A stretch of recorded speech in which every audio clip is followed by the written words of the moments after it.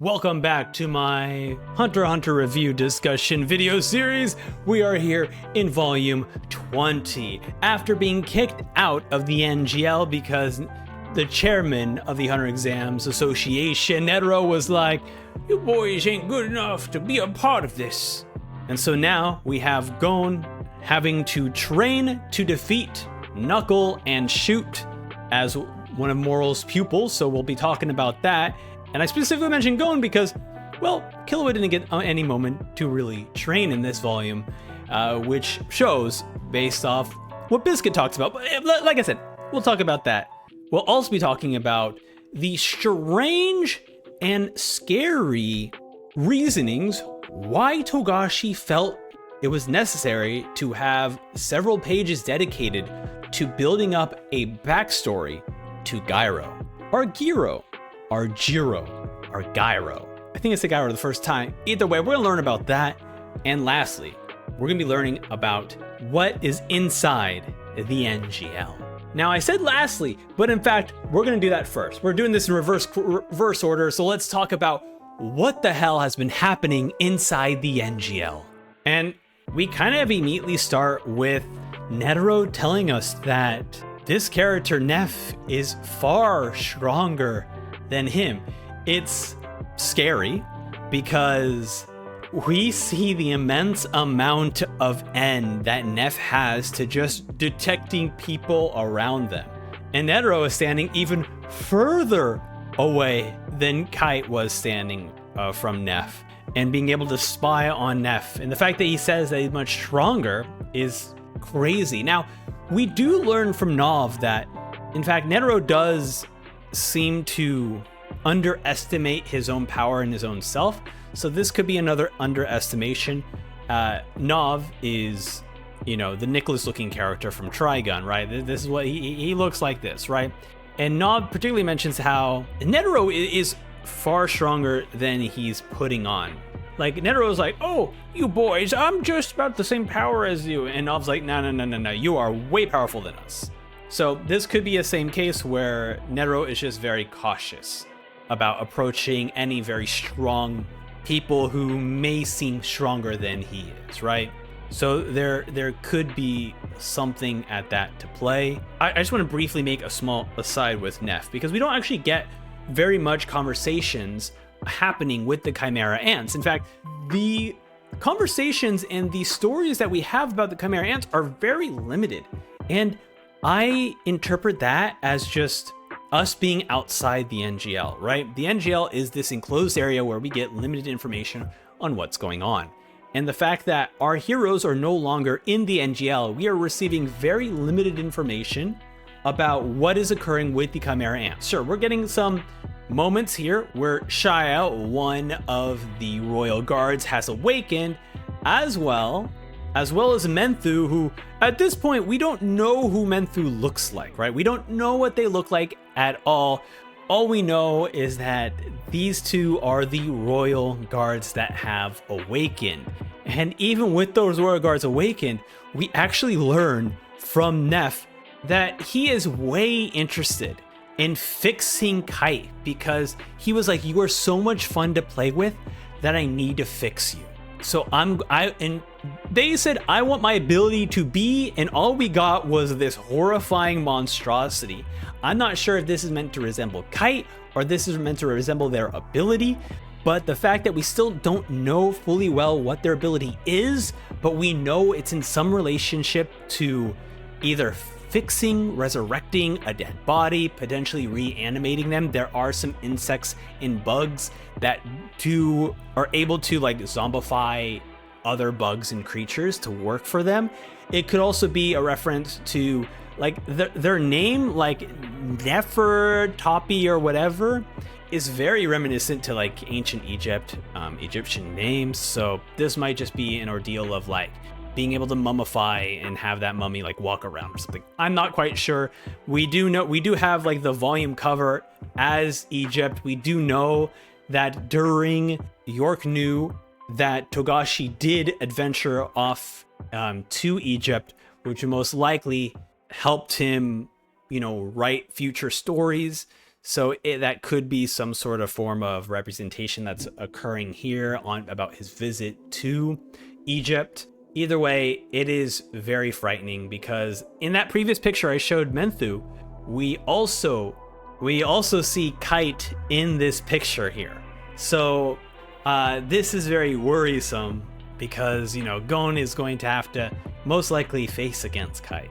And this isn't the Kite that he knows anymore. This is some sort of not even mind controlled. It's more like a zombified, like just reanimated corpse. Like I don't think Neff just brought him back to life. I think it's a lot more complicated and less easy to go like, well, now he's back, great. Like I still think that Kite is dead. It's just that now his body is being reanimated in some way, and probably also being able to use his Nen just because Neff wants to fight Kite again. So that stuff is very frightening. And with the Chimera arc, we also learned that Colt is also looking to try and basically stop the invaders. The extermination squad is already killing a bunch of Chimera soldiers. Colt is noticing it, and he's trying to ask Neff for help, and Neff's like whatever, I want to do something else. He doesn't want to ask the queen about it because he doesn't want to make her anxious while she's trying to bear her king. And so he's like, all right, we're just going to do it ourselves. And I like this moment because what Togashi does so perfectly is, as we're getting this perspective of Colt trying to figure out like what we should do, they're talking about, hey, maybe, you know, because all the soldiers have commanders and leaders that are doing differently. Some of them are just scattered all over the place. He's like, let's just set traps and then we attack during those traps. But what I love is that is what this team is expecting. Netero, Moral, Nav, they are all expecting these Chimera ants to utilize those techniques as traps. And the way Togashi wrote it was that we get the perspective of Colt talking about setting up traps, and then immediately we go to the next page with Netero and the team talking about, yeah, that's the kind of plan that they would write. And it's just so perfect of us like not having to repeat what's going on. It's just allowing everyone to just immediately get into the action, which I love. And speaking about action, we learn about Moral's ability to create smoke from his pipe. This both can turn like the smoke into objects, and for this example, he did like a bunch of rabbits to go out searching. The other thing he does is that he created the smoke to reduce visibility of all the Chimera soldiers. And we get this interesting moment where Netero basically just absolutely dominates all of these Chimera ant soldiers. In fact, if I'm not mistaken, Colt originally says that they had about 32 groups of soldiers that have now been reduced to 14, which is crazy number. And you can see that here. The thing I'm curious about is that, and I could just be overthinking this, we can see guidelines, right? This is your typical, if you're drawing a background, you would typically draw guidelines to create the area in which you can draw your backgrounds, draw where like certain things and aspects of the environment will be in. However, because we fully don't know Nav's ability, we fully don't know Moral's ability, I'm like, is this just an unfinished background, or is this meant to be some sort of room that was generated or created by either Nav's ability? Because we see Nav being able to pull something out randomly out of a hole, like, and we know that Moral's ability is to create smoke, but he also, that smoke can turn into actual things. So I'm unsure whether this is like intentional or not, but it was still very cool to see Netero be able to just destroy all these Chimera ants. And it was actually at this moment where Nav was like, yeah, Netero is just not realizing how powerful he is, or he's just like underestimating himself. And as we can tell, he is still absolutely incredibly powerful. And I love this, that we get these small little aspects of what's happening inside the NGL. Now, let's move over to NGL to talk about the person who created NGL in the first place. Let's talk about Gyro. This was a very scary and fascinating backstory. This is a story about this person who has been abused throughout their entire life. They have felt like they were nothing, that they were just not a person, not a human. Their father has treated them so poorly, so badly, that they have lost any sense of themselves, any sense of having purpose or being human. And I love that the way Togashi is able to express that is through basically the unidentifiable features of Gyro. We don't know what this character looks like. And it's because this is how Gyro views himself. He sees himself as not a person, as being nobody. And the fact that Togashi took the time for several pages to draw this character like this form it's very telling that this person had no identity before his Chimera transformation. Because the way this story was introduced to us was that this was one of the Queen's Chimera soldiers who was independent, who did not listen to the Queen's commands. And they specifically mention his malevolence and determination are second to none. And also mentions how he entered the same town as Gon and Killua. What's interesting is, as the story kind of explains, how Gyro came to, I don't know if not necessarily hate the human race, but feel that he himself is not a part of the human race. We get this ending moment where it is told to us that he left the town without Gon, specifically Gon, doesn't even mention Killua here. Mentions leaving the town without Gon noticing, without each other noticing each other. However, they'll ultimately meet in the end. And that frightens me, because Togashi has never written something like this before. We are learning about Gyro's story from a narrator's perspective, which we rarely, if at all, get. Talking about Gyro's life story, which serves no purpose at the moment, talking about who created the NGL, which wasn't really a question we needed answered, to have the narrator specifically call out Gon for him going into the same town as Gon, for him leaving the same town as Gon, and mentioning that they'll ultimately meet at the end. And that's what worries me, is because Gyro is far more powerful than I think I am ever imagining or even predicting. This is one of the most powerful characters in the story. And I only say that because of how weird of this moment is. If you take out this section of the manga, nothing changes about the story or the manga at all. This is extra information that us, the readers, do not need. But because Togashi felt the need to write this, and specifically write how Gyro and Gon will eventually meet, it really worries me about how powerful this character truly is. The fact that he is one of the only Chimera soldiers that we have seen who is able to remain independent of the Queen's control is also very worrisome. Even someone as powerful as Neff is still under the command of their queen. So it is, and even all the soldiers who are becoming more independent and not following orders are still working under the queen's tutelage. They're not trying to, overthrow the queen. They're still working with the queen. They're maybe not doing everything, but Gyro's the only one who's been able to lead. And they set up the NGL. Now, the thing that's a little bit confusing is that they mention that they set up the NGL, and they specifically mentioned the Chimera Queen. So I'm assuming that they're referring to another Chimera Queen that once existed, but now we have a new Chimera Queen, which is not the same queen. I'm not quite sure, because then it throws the timeline stuff all out of whack. Either way, I'm very excited for Gyro to show up in the story, because oh my god, what an insane setup for an incredibly powerful character.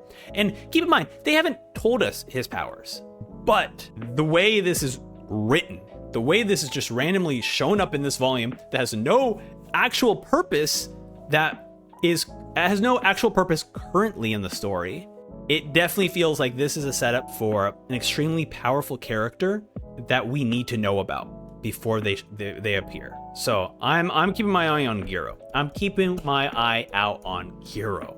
Good lord. All right, now let's talk about the bulk of what this volume is about, and that is Gon's training to beat Knuckle so that he can get the Shogi piece to allow him and Killua to enter the NGL once again, and they will now be deemed powerful enough to help out Netero, Nav, and Moral on their quest to exterminate the Chimera Ants. And I want to start off talking about this Gon training by introducing a new character. We are meeting Palm. Palm is one of Nav's students, and well, I guess student, we don't know if there's multiple, but it's one of Nav's students, and oh my god, she is frightening. So we know that she is an enhancer. However, she has a problem. She likes to kill. She has very murderous intents. In fact, anytime she gets upset or angry, she wants to kill. She also has a weird obsession, which she claims is not love, towards her teacher. And we know this because she gets very nervous and stuttery every time she talks about it. And she's very, very yappy. In fact, she mentions to Gon and Killua that she talks so much that they just wanted her to leave. It's absolutely wild. And she, weirdly enough, I don't understand this yet. She wants to work with Gon and Killua to take down Moral students, which is Shoot and Knuckle. And she doesn't want anything to do with it. She doesn't want to fight. She just wants Gon and Killua to do it. And I find that very interesting because it's like, you seem like a powerful character. In fact, there are multiple times where Biscuit is afraid of being killed by you. So there is some sort of pretty powerful character that Palm represents, but the fact that she does want to go into NGL, we will probably get to see her abilities in the next volume. We also don't know specifically what Palm's ability is. However, what we kind of do know is that she does have a crazy ability to research. She mentioned specifically how she researched Gon and Killua and understood that she needed to get Biscuit to help them train to prepare for their fight against Knuckle and Shoot. How? How would she know that? It's not like going on the network. I think she specifically mentions an ability. So that is something that we definitely will need to learn in the future. And the fact that a lot of this chapter is about learning on the fly, learning in the middle of battle, fighting opponents without knowing their true weaknesses, fighting their opponents without knowing what their abilities are. The fact that Palm specifically mentions that she can research feels like she'll be extremely useful against any of the Chimera, insects, soldiers, whatever, who are going to be fighting our team, because she can probably research their ability, probably has some sort of ability that allows her to just read her opponents, right? So I'm guessing that is what her ability is, which is why she's probably not a combat-oriented person, despite her murderous intents. So I'm excited to figure out how she all plays into all of this. But what I also do like about Palm is that despite her creepy appearance, despite her having this like Ringu aspect of her, it was like Sadako, right? Sadako aspect of her, she does have a heart. There's a little bit of a heart. Obviously, she mentions how she doesn't love her teacher, but she's very overly obsessive, and it does feel like she does love him. She also is starting to develop feelings for Gon. Every time she is like underestimating Gon and Killua, she's like, "You guys aren't going to make it. Like, I'm gonna kill you," because she's like, I'm gonna get so upset at this point that I can't go to NGL and see my teacher that I'm just gonna kill you guys. Like that's what her threat is. And she's like, and Gon specifically replies like, "Hey, I'm gonna get there. I promise you. We are going to make it." And we get this moment where her heart kind of like, boom, you know, her heart beats. And that's something that is just, it's a really great moment to really get us to learn about who this character is. where she is very much someone who's very caring, but to an obsessive degree, which is very interesting because when we talk about Killua, Biscuit mentions the same thing about the type of love that Killua received from his family, which was a very obsessive, abnormal love, like a disordered view of love. And so I love that we also get to see that kind of relationship with Palm. And even furthermore, as Palm does all of these like threats and wanting to kill you guys if you guys aren't going to make it, Gon doesn't get upset at her. In fact, Gon is very much like, don't worry, we're going to make it, we're going to do this. There's even a really cute moment where they're talking about like, cause she made like chicken for them or whatever. And Gon is like talking to her about how much he loves the chicken. And then they're like chatting back and forth. And I like that there was a moment where Killua and Biscuit are like, I'm glad that Gon's keeping her relaxed. Right? I'm glad Gon's keeping her relaxed. And we also get this really lovely moment where, she's like, how can you do that? Like, how do you know you're going to make it? And then Gon's like, I promise you, this is like, I'm dedicated, like cross my heart, hope to die. This is what we do back in my village. And he's like, we would put our thumbs together. And he's like, well, only me and Noko do this. And then we do a little kiss to seal the deal, to seal this promise. And once again, we get her heart like beating, right? So I'm very curious how Palm's relationship with Gon really will develop. If she will change her outlook on just wanting to be a murderous, crazy lady, or if she's going to have a little bit more of a softer side towards Gon and Killua in the future once they get to NGL. We will see, but I'm very excited to see what she is capable of when we get into NGL.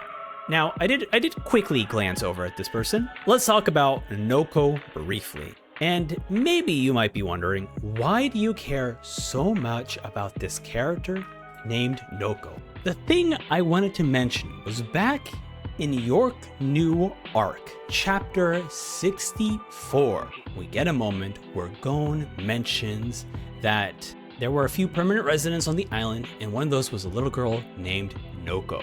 The thing is, this is the first time this character has ever been mentioned in the story. And later do we get, in this volume, Noko gets mentioned again. And it's worrisome because when you're trying to establish the backstory and the background of this character, a lot of the information that we really know about Whale Island was directly from the Hunter exam arc. And we could partly extend that over when Gon brought Killua over and we kind of learned more about Gin on Whale Island. But for the most part, most of Gon's backstory and how he exists on Whale Island has been fully established. To all of a sudden toss out, and also we learned about Kite. Kite was also, we learn about him for the first time in like the first few chapters of him going to understand Gin's like home island. And it really highlights a very interesting choice for Togashi to throw a random character that is around the same age as Gon called Noko. And this, having just randomly dropped that name in a single panel as just an aside in York New, to all of a sudden realize that Gon was a lot closer to this character, as only Aunt Mito and Noko were the ones who did the pinky promise thing. It really is quite a foreshadowing of who this character truly is. And now the more that I think about it, it means that Noko and Gon at one point have made a promise to each other to achieve something. Whether that is for both of them to be pro-hunters, maybe it is for both of them to get married. That is a typical like childhood promise that you see in a lot of manga and anime. I'm not 100% sure what exactly is going to happen. And very well, this, even though Gin and Mito-san were cousins, at the same time, this could very well represent a very similar relationship where Gon constantly saved Noko from all these scary things, much like Gin saved Mito-san from all these scary things and also found her when she got lost. So we could have a similar Gin and Mito relationship that Gon and Noko has.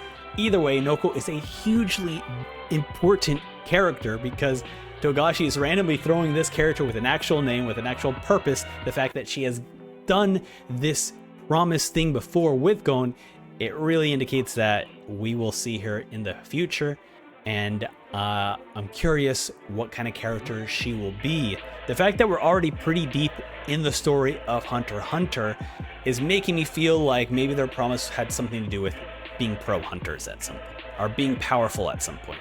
Some sort of aspect to that, but we'll truly see when Noko finally reveals themselves, because I don't see how you would just keep mentioning Noko twice throughout your entire manga without ever showing us who Noko is. So looking forward to that as well. Just wanted to make that a brief aside, because I'm not kidding you, since seeing that Noko reveal in chapter 64, it really just made me so suspicious, because it's like, why else would you randomly drop a factoid about Gon's backstory and about people existing on Whale Island and mention specifically a character we do not know by name, unless you plan to actually flesh that character out in some way?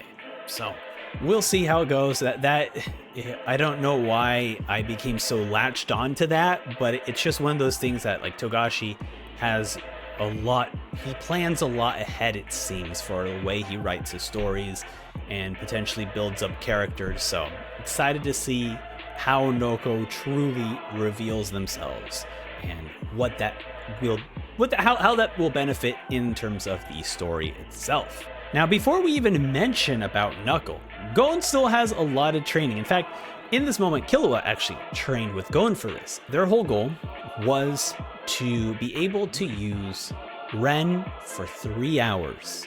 And currently, they couldn't even do it for longer than an hour. Of course, over the course of the time, they were able to train their Nen, and I love this aspect of it, because it really is kind of showing that these characters are just severely underleveled for what they're about to approach.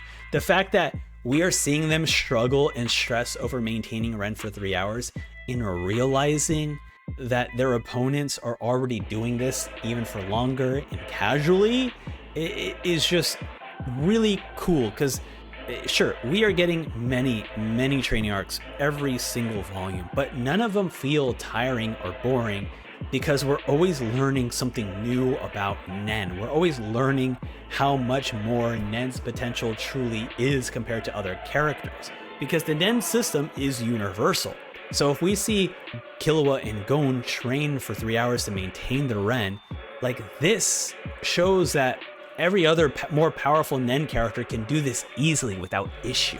Like, that's what I love, is that through their training alone does that further expand how powerful these stronger Nen characters really are. You know, it reminds me of the point back in volume 19 where Killua is looking at Netero, and it's like, now that I can see Nen, I can see truly how powerful Netero really is. And it's just these wonderful moments of just slowly opening up and seeing, like, just how much more we have to go for our characters to truly, like, really powerful. And speaking of power, let's talk about Knuckle. Gon and Killua's objective is to defeat Knuckle and Shoot. And this is such a great moment, because throughout most of this manga, we don't actually ever get to see Shoot. In fact, we only get to see Knuckle. And Knuckle is very much like, he just wants to fight. He doesn't want to spend time searching for them. He is just ready to fight. And it seems like he's a character who's just maybe not even capable of truly fighting. But from the way we actually see him, he is far powerful than any person that they have fought so far. But he's also, as Gon mentions, being extremely nice. After Gon is able to maintain Ren for 3 hours, he goes to attempt Knuckle.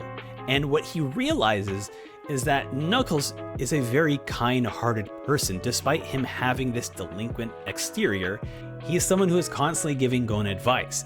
From when he appears behind Gon, saying behind him. When he goes for an attack, he definitely, like, basically gives Gon enough advice and enough guidance to be able to make dodges, to be able to make moves, because to Knuckles, he knows that he is far more powerful than Gon, and Gon has no capabilities. And on one hand, Gon appreciates it, as you can see in this panel, but in the next panel, you see that Gon's pissed off. He's like, no, like you're not taking this seriously. And we start to learn that throughout all of this, Gon is developing his John Ken technique, which is very funny because, you know, as Knuckles is trying to explain to Gon like the flaws of his technique, which is it's too obvious. When you're doing this and you're ready, it is way too obvious. And he also kind of opens up the doors for what it means to read aura. And I love this because he mentions to Gon that like when you are preparing your attack, on one hand, it takes forever for you to prepare that attack. So anyone can attack you at any moment. The other thing is that you can read aura. Aura tells you everything about what the person's about to do.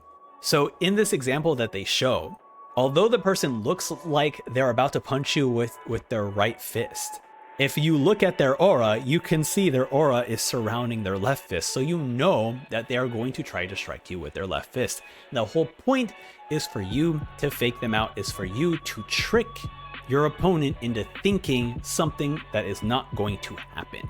But if you are an amateur, much like Gon is, it's just going to be obvious that you are channeling all your power into your right fist. You need to do something else. And I love that during all this conversation, we learned that Gon stuttered because he couldn't figure out how to name his his rock, paper, scissors attack. So he is just like, it's John Ken, and then immediately I was like, oh, you're John Ken, and then throughout that, even Killua calls it his John Ken. So I found that very funny, very goofy. In the middle of all this fighting, what I love is that as Knuckles slowly reveals the weaknesses that Gon has in his abilities, Gon starts to develop techniques to mask that. And we get this really amazing moment where we get this reveal that he learns and improves at extraordinary speeds in combat. He is best learning when he is doing it in the middle of combat. That is how he learns.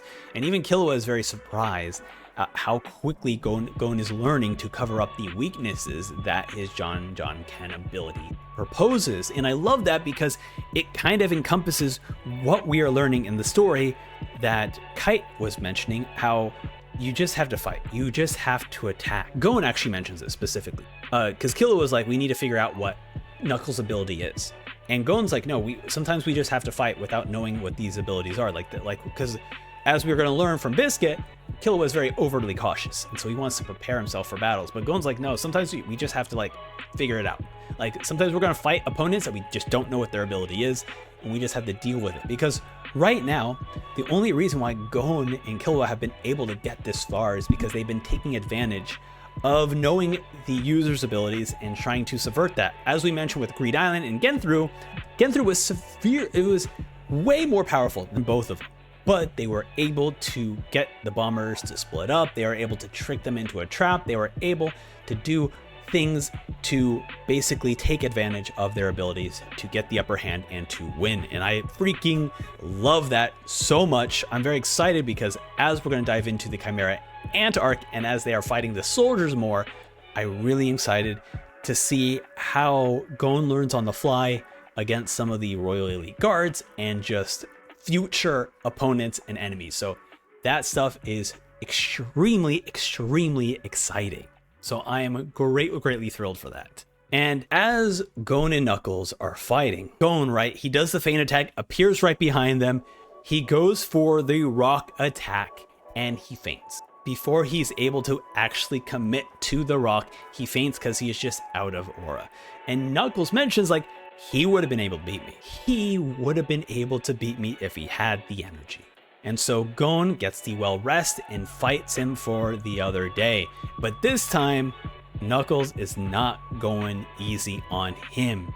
And in fact, he summons the Loan Shark.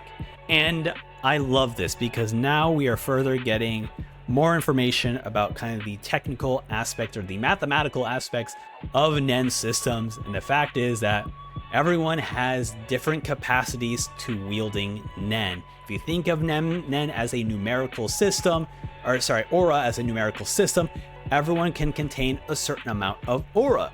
Different people can have different capacities of aura, but also have different abilities to be able to utilize that aura at once. And I love that throughout this, Gon just doesn't understand. This is way too overcomplicated. He's like, I just want to fight you and I want to be stronger. But all this math stuff about utilizing aura, making sure that you know how much aura you have left so that you can utilize attacks and all these things, like he's like, basically, you gotta watch your phone's battery, essentially is what he's saying. He's like, watch yourself, understand your limits, because you do not want to faint using a final attack. Like, you need to know where your aura limits are. And on top of that, what we learn is that Knuckles' ability is to basically create aura debt. And this stuff is wild. Every so often, interest is accrued. And essentially, this interest goes basically all the way up to the user's maximum amount of aura. When it does that, basically, the user is bankrupt and they cannot use any more Nen, is essentially the issue. However, in the meantime, the user is getting more Nen. So he is giving you Nen to be more powerful until the point where it reaches your maximum level of aura, then you become bankrupt and you can't use Nen anymore. This is such an interesting concept. It is slightly confusing because they're throwing this information all to you at once, which is why you have, Gon's head just exploding of all the math that is very confusing. But I love this idea because at the same time, you also need to pay back the debt. So you need to use aura even more powerful than what the interest is taking from you. And it's great because I don't know how it would be great against an opponent, but against someone you're training, this is perfect in terms of having someone be able to learn to manage and utilize Nen in different ways and understanding the power levels. Gon has always been using fists and punches and all these things. Now, and he's like, this is only like 100. You only use 100 aura for this. Like, you need to be stronger. I'm taking interest 180 each time. So you need to be hitting me nearly double that amount that you're doing with your fists. So I love that this is going to help Gon learn how to manage his aura in such an amazing way. So I'm so excited to see how this fight with Knuckles is truly going to unfold. Now let's talk about Killua. Also, just want to mention, I love Biscuit's new outfit. Biscuit's new outfit in this was absolutely wonderful. I love the hairstyle, very cute. We also find this very adorable moment where she's just like reading hentai while Gon and Killua are just trying to just train, which was very funny. We also learn about Biscuit that her masseuse allows basically anyone who utilizes the massage to gain 8 hours of rest from 30 minutes of sleep, which is fantastic. I would love this ability. Oh, I forgot to mention also, Chapter 201, the cover art shows Abe and Hisoka showing up with Chrollo, which is this is the only glimpse of the Phantom Troop that we even get this volume, which is very wonderful. I love this teaser of them approaching, them being there. So that is also extremely exciting as well. But as we dive into Biscuit, she realizes that you are way too overly cautious. And as you see in this panel, she specifically mentions one day you'll let Gon down and leave him to die. And it's because she is criticizing Killua about being too cautious. Killua is overestimating the power of his opponents, and so oftentimes he'll just escape if he knows he does not have a 100% chance of winning. In fact, in this particular volume, I believe Killua mentions that if the likeliness of them fighting is over 70% to 30, it's worth trying, right? Which I love these moments because in volume 19, Moral mentions to Killua that the fact that you are trying to calculate victory odds proves that you're like an amateur. That if you are trying to do all these odds about victory and whatnot, it's you are not worth the time to even train or to even participate in the NGL extermination squad. You're not even on our level. sort of thing. And I love that now through Biscuit do we actually learn why that matters, and that moral is correct. And it's because, you know, you are going to be fighting opponents stronger than you. That is okay. She even mentions that, like, Killua constantly thinks that no matter who his opponent is, he's always thinking his opponent is at the peak of their level. It's at the very, very top. And that if Killua is like, I can't beat them, I'm not going to even try. And what Biscuit is trying to tell him is like, you need to try. You need to try and make sure that even if this person is powerful, you want to catch them on a bad day. You want to make sure that they cannot hit their peak levels. You need to actually fight. And as she mentions in this panel that like you're going to leave Gon to die, because Gon is that type of person. He is that type of person. It doesn't matter how strong someone is. He is going to attack them. He is going to fight them. He is going to try to do everything in his power to win. And if you're not on that level, you are just going to leave Gon to die, because to you, you're like, this is too much. I'm going to run. You know, doesn't matter how close they are. And it's a really awesome way of we're finally trying to dismantle all the learning that Killua has learned throughout just being with his family. And I like that Biscuit even realizes it. She's like, she realizes that your guardians were very overprotective in this very, as she mentioned, this very obsessive, abnormal, distorted version of love. And it's just really exciting to see that we are slowly going to unfold and slowly build Killua into this truly independent character who doesn't have to feel the need or the trauma or hold the trauma that he has with his family. So it's gonna be very exciting to see when that happens. And we also mention, you know, Biscuit specifically mentions that, like, hey, if you can't beat Shoot, just stay out of Gon's life. Like, if you, because like right now, Killua wasn't really training.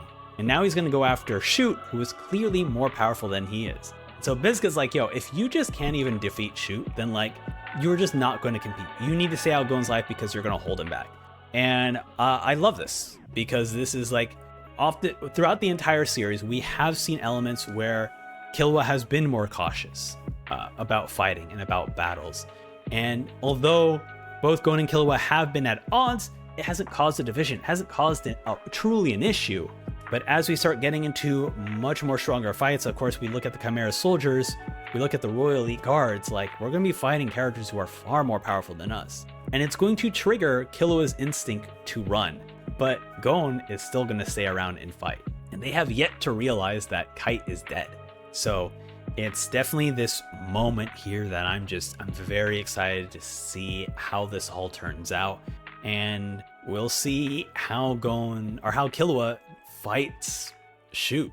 He's crazy. Look at him. He's got 3 extra arms. I don't even know how. He has a bird cage. We don't even know what he's capable of. All we know is that his ability activates when he gets damage dealt to him. So we'll see how all of that turns out. I'm tremendously excited for Volume 21 because I feel like we'll be heading back to the NGL after our characters win. And I'm excited to see their growth, and I'm excited to see how crazy and serious these fights will be getting. This is, oh boy.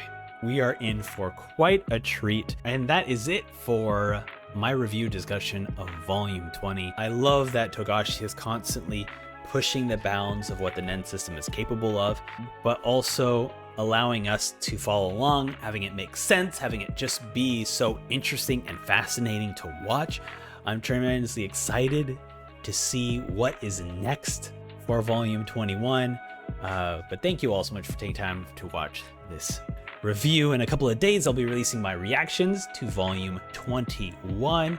And also let me know how you like these reviews. I'm sort of doing my best to change up the reviews and make them less about describing what happened in the story and just more talking about the overall themes and aspects of it that are really interesting to me.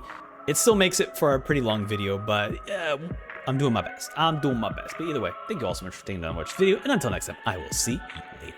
Bye.